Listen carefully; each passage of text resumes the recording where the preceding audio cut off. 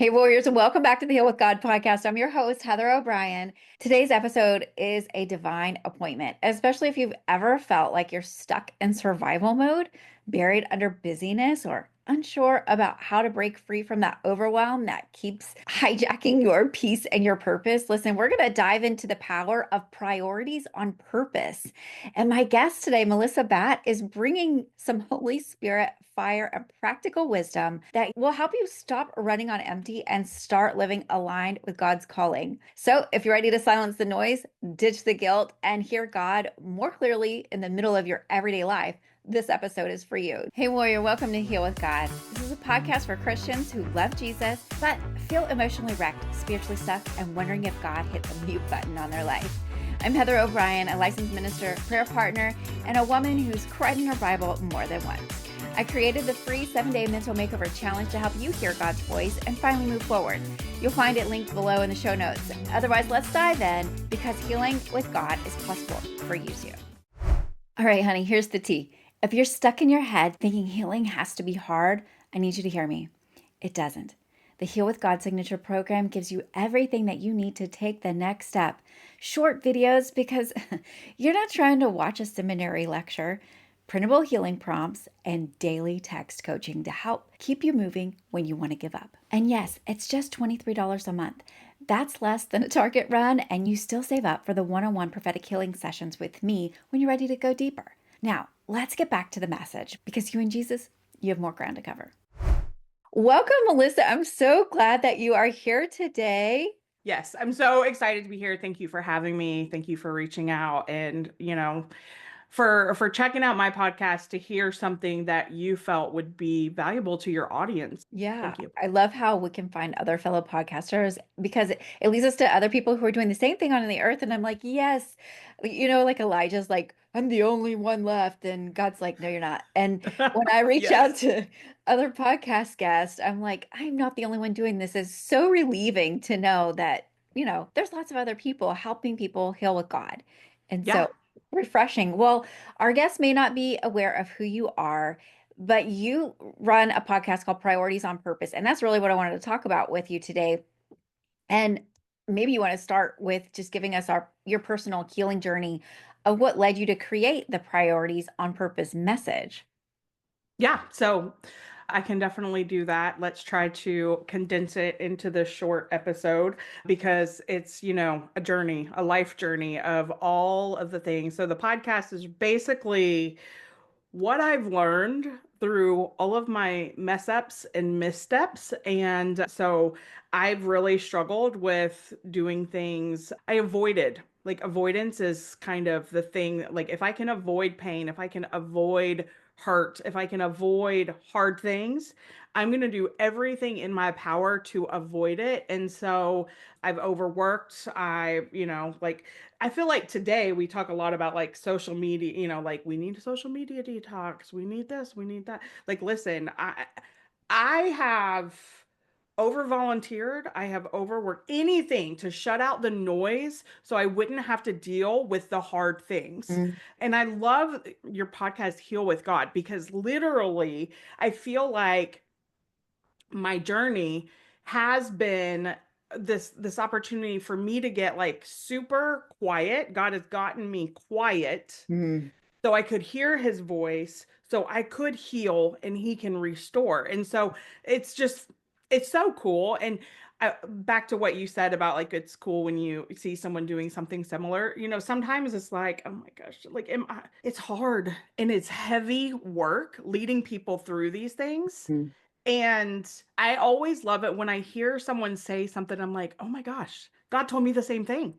And Hmm. so it's cool that like I'm really on the right track. Like it's Yeah. affirming. Like I really Yeah. am in the right track. I'm not crazy. Right. Like I this love that really is the confirmation. good work. Yep. Yep. So, okay, that leads me to my next question. You talked about the hard things of and all of the struggles that you had. What were your turning points in your walk with God that, helped you come out of that survival mode? Well, I should probably acknowledge the fact that I didn't do it voluntarily. I Um, know.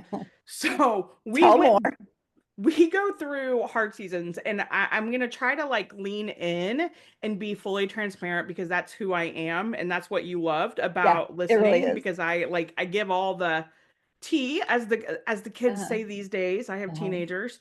And so like I went through some really hard things. There was an incident in a neighborhood where we had just moved, and there was an incident that happened that really took me back. Like I was at the lowest of low, like couldn't even get out of my bed. The struggle was so real. I think when it came to the point that like I wasn't showering or wanting to brush my teeth, that I realized this is a serious problem and I'm going to need to go to the doctor. This is no longer like just having a bad day, you know? And through all that, I went to the doctor, got on some medication, started going to therapy, and the therapy helped me realize that the reason I was responding the way I was to this incident was because of things in my childhood and the trauma that I had experienced. I didn't know. And Yeah. so, other people thought that like maybe like to this day, like I hear two things with that. Like they don't know how I didn't kill this person. And then the other people is like, like I was afraid my daughter was going to be trafficked. I thought someone was going to kidnap her. Like I became a prisoner in my own home. Like it was really bad. But in this season, I also started having facial swelling. Oh boy. So with the facial swelling, every time I overworked, I I before this time, like I treated my body like a machine. Like I did not steward it well. I did not love it well. Like it was just to get me to where I needed to go. And so I would go from one extreme to the other, overworking till 4 a.m. in the morning, like push, push, push, push, because I didn't know when I was going to have another good brain day. I Same. really struggled with this lack mindset of like, I got to get everything done because I don't know when I'm going to have another good day. And so, in that, though, I started having this facial swelling. Well, what happens when I had facial swelling? I don't know if you've ever had any swelling or anything. We thought it was an allergic reaction. Everyone's like, you got to take Benadryl, Yeah. so I And then you take can sleep Benadryl all day. and then I sleep all day. But in that was this place of I couldn't silence the noise. I had to face it. And so that really was like the point where I was like, okay, God, like I'm going to do this work, this Yeah. heart work. And every time I got off track, it was like, here comes the facial swelling. And I'm like, okay, God, like rein me back in. Isn't that the love of God though that I've had that many a times. I have different ailments physically. And they are like a tap on the shoulder from God because I know the root to it. Yeah. I think it's kind of beautiful. I know we don't like it, and maybe some people just run to the doctor to get help. But whenever I really pray and listen, and God's like, hey, that little pain right there, it's because of this. I'm like, oh, and you feel this deep repentance. And usually the physical ailments actually go away with the repentance. That's what I've Yeah. noticed on my side. Yeah. So Absolutely. I feel like our audience will really resonate with what you said, laying in bed, not brushing your teeth, just in this slothful mode. I know many of my clients that resonates with them. And so I just want to say thank you for being so vulnerable to share that story because it's going to help us get out. The point of this is not to show you just, hey, just go do this, but anybody can be in this slump and then get out. And I'm calling that out to you, warrior. You can get out of the slump that you're in. And if you want to have priorities on purpose, I bet you want that in your heart. You want to have priorities on purpose and you don't want to kill your body doing it, right? I Yeah. totally get that. But also, you want to do it with God. Yeah. You want to do it with the spirit of excellence, not performance, right? Yeah. So Well, can I share something real quick yeah. that if that resonates with your audience, I think this will resonate with them also. The one thing that God showed me during this time was laziness Mm, isn't like because I felt lazy, and there's a lot of shame with the word lazy. And what God showed me was like laziness is a symptom of a bigger problem. yeah. We have to get to the root of the Yeah. problem. Yeah. And it started really with this mailbox challenge. Super simple, so simple. On a bad day, on a Mm, hard day, on a day, whether I had a migraine, because I had a lot of migraines around that time, or I was struggling really hard, or it was just busy. I have 4 kids. So, some days maybe I was okay, but I was also just extremely busy, or it was raining or snowing or anything. Like I could walk to the mailbox. Hmm. And walking to the mailbox was this intentional decision to move forward. Come on.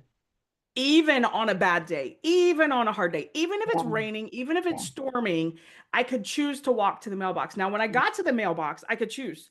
Do I want to walk further? Do I want to go for a run?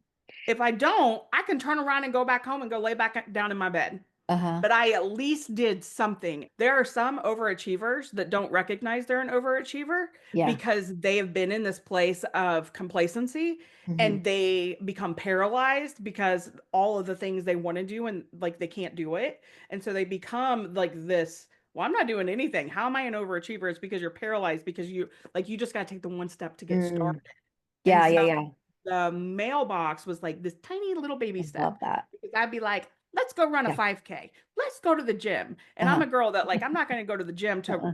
spend 10 minutes. No, if I'm going to the gym, it's a 30-minute drive to the gym. I'm going to be there for a while. All And right so, now. but the Yeah. mailbox challenge was this, the mailbox for me was not too far. It was just far enough. Like wasn't again, if it was raining, if it was storming, if it could be pouring down rain, heavy winds, I could still walk to the mailbox. And then Okay. I could choose, do I want to keep going? Do I want to turn around? That was a point where again, migraines on if you've ever had a migraine, Yeah, migraines I are do. hard. Yeah.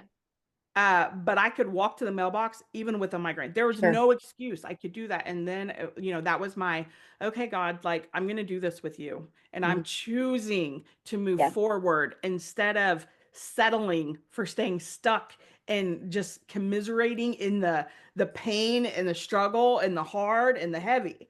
And Uh-huh. so I would walk to the mailbox. And before I moved from that neighborhood, which also was the neighborhood where all the like, you know, I could have killed somebody, but I didn't. In that neighborhood where all of that happened, like there was a time I was like running. Like Mm. I would go from the mailbox. I'm like, I think I'm gonna go to the stop sign. So I'd walk to the stop sign and be like, you know what? I'm gonna go around the block. And before Mhm. you know it, I was running like miles. Like I went from Wow. walking to walk jogging to running. Wow. And it was again so good. And it was just this intentional decision Hmm. to no longer settle for staying where I was, but to take a walk with God and just move forward I with love that. this baby step action of going to the mailbox. I love that so much. That's such a simple example of Yeah. how we can make a choice because God's not going to force us to do anything. He's actually quite a gentleman. Yeah. But if you want to heal with God, you have to make the choice that you want to heal with God. Now, I love tiny short prayers. Like if you want to do the mailbox challenge, we could say, God, please help me to get up and go to the mailbox. Yeah.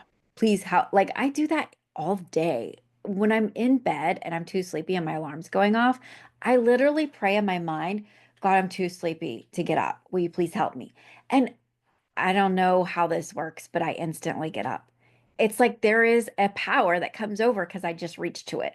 All you have to do sometimes is just ask for it. And you have to Yeah. do it in the most childlike way. God, please help me wake up. God, please help me put my shoes on so I can go get the mail. And sometimes I've told this to some of my clients before, like, I challenge you to go brush your teeth today. Yeah. Can you do the one thing? Like, Yeah. it's just one thing. You're supposed Wash to your brush for face. 2 minutes. Can you do one thing? You don't even have to get a whole shower. Just go brush your teeth. And sometimes we just need that. That's what priorities on purpose. It's like, okay, what's one thing I can do today to show that I love myself? And I Yeah. think brushing your teeth shows you love yourself. Walking Yeah. to the And mailbox it's shows you not love yourself. loving yourself from a like worldly way. Right. It's from like just stewarding this Yes. body that God has given us. Yes, that's it. That's exactly it. So I want you to give us a glimpse of what it looks like to maybe we know that these women, men are wishing that they knew more about how to fix their lives and how that's going to actually lead them further into their healing. Sometimes we have to think about the consequences that are attached to not doing the thing. So we told them, do the one thing, pray to do the one thing if you don't know how to like make yourself do it. But sometimes when we just focus on, okay, what is the consequences if I don't do that one thing? What are the consequences if I don't walk to the mailbox? If I don't love myself intentionally by stewarding what God's given me with this body? Does that ever help with getting your priorities on purpose? Do you ever think about that and help your clients go down the consequences route? It's funny that you should say this because I am one, okay, so we do the same thing, and you always hear these people that are like, focus on the positive. They're like, focus on the positive. I had to like, because I know, like, the negative is what Yeah. catches me and like yeah, like don't do this. They'll be like, no, switch it to do this and get this, the positive. Mm. And I'm one that like yeah, I've had to retrain my brain a little bit in that way because I want to just not focus on the negative, but I Well, don't let me know. step in there. I think I know what the route that I take with it is. So the worldly route is focused on the positive, reframe the way you're saying it. But the godly Oh, route is the fear of the Lord. See, if we really have the fear of the Lord, we're going to steward what he's given us, this body, these teeth, yeah. our health, our physical health, where our children, like if you're in bed all day, how are you taking care of your kids and your home? How are you stewarding the home that he gave you? How are you stewarding the car that, like you have to drive your car sometimes for it to actually work? Yeah. Um, Well, so I definitely have the consequences, and I came really close to dealing with those consequences when I was laying in bed. I was neglecting my health, I was neglecting my family, I was neglecting my marriage, all the things, whether I was running right. and, going 100 miles an hour, doing all the things to try to escape from my reality and what God was wanting me to do, or if I was laying in bed. Either way, I was neglecting those main priorities. And so some of the consequences that I don't even remember what the exact question was, but I think this will Yeah. answer it anyway. I had a child who was struggling with anxiety, didn't Mm, know it. He was yeah. having suicidal thoughts, Oh, didn't know it. You know, it just so happened that when the incident happened in my neighborhood, I was paying attention. oh, wow. If I was not paying attention, things could have went a whole different way. And Mm, then I may have really killed somebody. Thankfully, I don't have to worry about that. It didn't, but I was paying attention so I could, like, I heard something said that was like, that doesn't sound right. Like, huh. what's really going on here? What do you mean by this? And then I could get to like something's going down that doesn't, basically there was a grooming situation. I don't know, like if Oh, you want to cut this part out or not, but nope. if We're helpful. kind of like spill the tea. Help Yeah. us because this is practical. Like we're all doing life, right? Like we Yeah. got to figure out how to walk this life journey with God. Yeah. So there was a kid in my neighbor who lived like next door who was 16 or 17 years old, and he was wanting to hang out with my little girl. And I knew something was odd, but we were new to the neighborhood and I didn't want to like make a big deal out of nothing. And I was trying to figure out, like, why isn't he wanting to hang out with my teenagers? Like, I Mhm. have teenagers. But he's like, he would sit on our lawnmower and just watch my little girl and her friend. And like, so I couldn't put my finger on it, but I knew something was up. And I had made a mental note to like chat with his sister, who was my assistant at the time, because I was like, okay, like, what's going on here? Like, this doesn't seem normal. Like, there was something off, but I couldn't figure out what it was. Mm. And if I was not being intentional in that moment and really paying attention, I would have dismissed it. Yeah. Like he's just quirky, Yeah. like he's been bullied. That's why he's not wanting to hang out with kids his own age. Like there was all kinds of things Yeah. that I could have said that would have excused him being around with my daughter who was like in first or second grade at the time. Mhm. Like that's just not normal. So, okay, let me just make sure I'm following the train of thought. So you were in this depression kind of phase of your life, but somehow snapped out of it to notice I was good. God had already, I You was were paying attention at this time. you were okay. You had snapped out of it, so to say, and were on your I'm journey back of and healing. forth, back and forth. Like it was like Okay. right at the cusp of like, I'm paying attention. I'm doing this Okay. work. Okay. But, I still would have some really hard days where I'd slip back into being in bed all day. But yeah, like it was kind of like on the cusp of like, God, I'm doing this work with God. I'm going to the mailbox Uh-huh. and that kind of thing. Yeah. I gotcha. And so, because you had started your journey of healing, you became aware of something that we were talking about consequences. And if we're not going to actually go on the journey of healing and stay on the journey of healing with God, there's a very good chance that there's going to be severe consequences in our life, not just to us. Okay, so sometimes that doesn't bother us. We know, okay, we're getting overweight, we're getting out of shape, our health is going maybe to our detriment that we're going to die early. And somehow that's not a big enough consequence. Generally speaking, the consequences that really affect people into change are when the fear of the Lord comes in to realize that we're affecting other people. Yeah. And somehow that changes everything. We're like, oh, I'm not representing Jesus well. How am I going to lead people to Jesus when they think this is what it looks like to live with Jesus? She just sleeps in bed all day. Well, and honestly, that was what snapped me out of it. That Mhm. because I knew that God had given me a mission and I couldn't stay where I was at and fulfill it. And Yeah. so I had to pray and use God's strength instead of my own strength, which is something I talk about a lot because, we try to do it in our own Yep. strength and we're going We're to good fail at, miserably. And yep. so doing it from God's strength. But I just had this huge aha talking to you and I just want to like share it with you because Yeah. you didn't tell me how long this episode is supposed to last, but I'm gonna like I feel like it's wow. Okay, so I did not know at this time that I had been sexually abused as a child. It was this incident that which this boy, he didn't touch her. I caught it in time before he had touched her.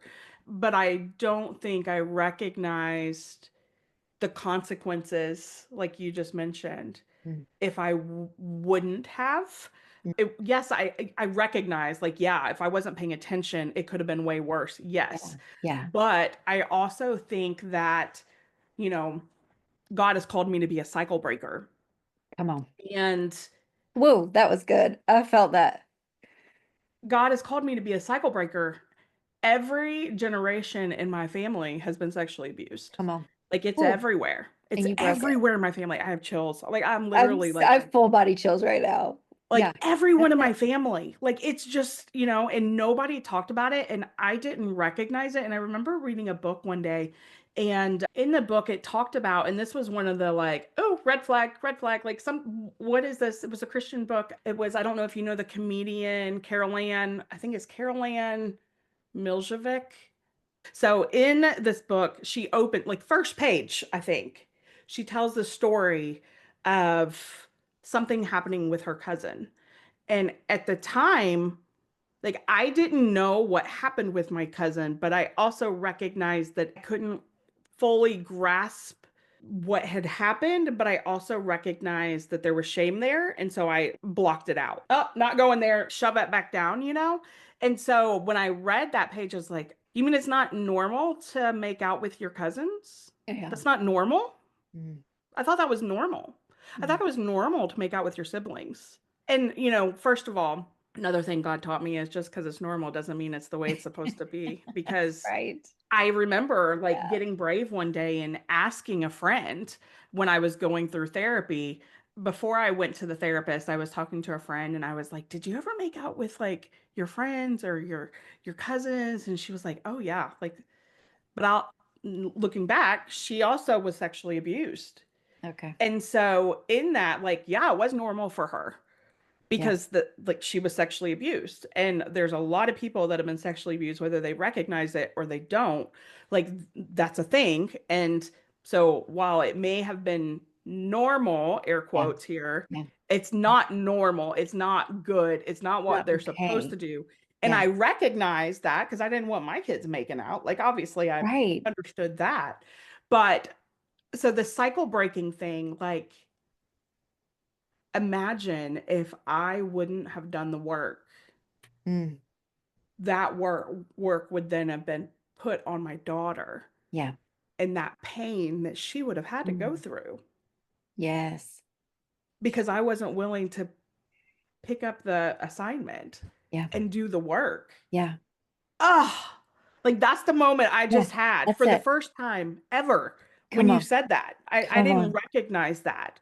Come Now, on. looking back, so much goodness has happened from that incident, and so some people might be like, "Are you mad at God for allowing that to happen?" I'm like, "No, no, I'm not." Like he is so gentle, and the freedom that has come even from like the things that happened in my childhood, the healing work that God has done, the restoration that God has done, and this calling that is on my life to be able to use my story, use this pain, turn it into a purpose to go out there and help release these shackles of shame on other people because so many people don't realize they're not the only one, Yeah. and God wants to free them. And if it takes me being able to lean in to God to be like, okay, yeah, it sucked. Yeah. Would Yeah. I want to do it over? No. No. No. And honestly, looking back, I like there was a moment that I had in South Carolina before I moved to Kentucky. This incident happened in Kentucky shortly after I moved, but before I moved, there was something that happened in the prayer room at our church. We were Boy. having a Bible study, and at the very end we were all praying, and God showed me this that he wanted to take me on this journey, and he was showing me things that with the sexual abuse and the trauma and all of that. It was the first time I'd seen it. Hmm. And so, like, I sat there for a really long time. I had no idea how long it was, like, Yeah. battling with God. Like, he's showing me this stuff. I'm like, I'm calling you to break this Hmm. and to talk about it, to open up, to share this story and Yeah. say the thing, say it out loud, speak out loud, and all this. And I was just like, no, no, I can't. What are you even talking about? I mean, Right. I was just in shock because I didn't even recognize it was part of my story. Right. And that moment, like I like blocked it out even, I think at that moment. And like when I opened my eyes and, came back to like the real world with the people that was in the room, everyone had left but two people. Like I don't even know how long I had been battling this in prayer.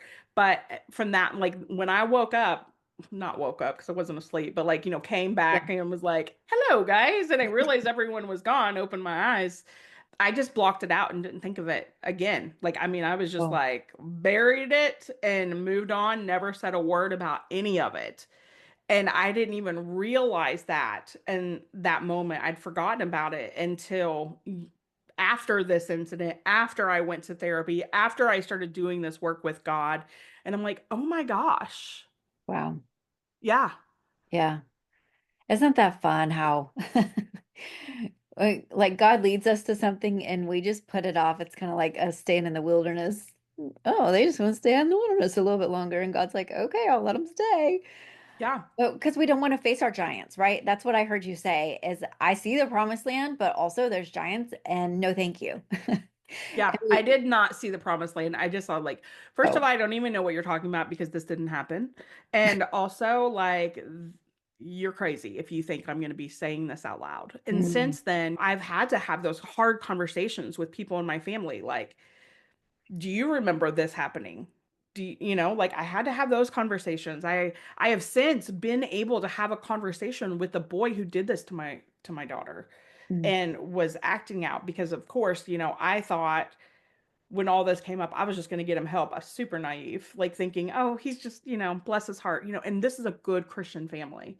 yeah, They, like picture perfect on the outside. right. And I thought for sure he was just going to get help. Yeah, And he denied it all. And that really, like, that's when I was like, I want to run you over with my car that's because hard. I'm trying to be nice. And you're like, what are you talking about? That never happened. Are you kidding me? Like, it was all made up, and I'm like, no, there was too many other people's stories that made it very clear this was a problem. But I later was able to have a conversation with him, and the Holy Spirit led me to say, like, I think you're coming around me because you want to have a conversation. And for the record, I went over to him to tell him to get the heck out. What are you doing? Why are you here? You know who we are, and who do you think you are coming into this space, knowing who we are, knowing what had happened? Like, get the heck out of here. But that's not what happened. And God helped me have that, like, just acknowledge the elephant, say, like, I feel like you want to have a conversation. Why Uh-huh. else would you be here? Right. That's really And neat. I was able to tell him that I forgive him, to tell him that I'm praying for him and I hope he gets help, even if he doesn't want to admit that there was anything Yeah. wrong. Yeah. Give him a hug, Yeah. literally gave him a hug and told him Wow. he was welcome there. Wow. That's some deep healing for you. Yeah, And I'm sure you deposited some seeds and maybe they didn't go on fertile ground, but they're still there. And yeah, we'll pray even right now that God get him open yeah, his heart, soften his heart to receive the words and the conviction of the Holy Spirit. And Melissa, I just want to say thank you so much for sharing that story. You just got really super vulnerable, and we all say thank you. Like thank you for thank you for having the courage and the braveness to do the thing God's calling you to do, because I know it's actually going to help so many people. Your yeah, story is not just your story, it's actually lots of people's story. And isn't that true of a lot of us?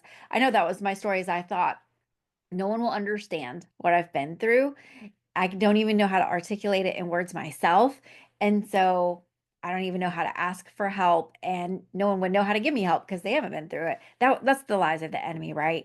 And yeah, so Melissa, you've helped shine light on that's all not true. It's all hogwash. The devil has brainwashed us to make us stay in retreat mode and be isolated and not look for help, right? And I hate what the enemy's done to you, but I love what God's done through it, right? God yeah, says in what Romans 8:28, he's going to work all things to the good. And yeah, so even though it wasn't his purpose and his plan that things would, go wrong for you, go badly, he can work it for the good. What the enemy meant to harm you with, like yeah, he's arming you now with swords so that you can slay the enemy for others. I just kind of want to wrap up our show by saying, let's give our listeners a practical application to move from chaos to clarity, to move from the bed, from depression up to the mailbox. You have your whole show on priorities on purpose. And of course, we're going to say go listen to her show if you aren't already. yeah. But Thank you. is Yeah, there come listen. a practical step that we want to give, a one step, a two-step kind of thing to get someone moving? They want to get their priorities and purpose, but they say, but how? Yeah.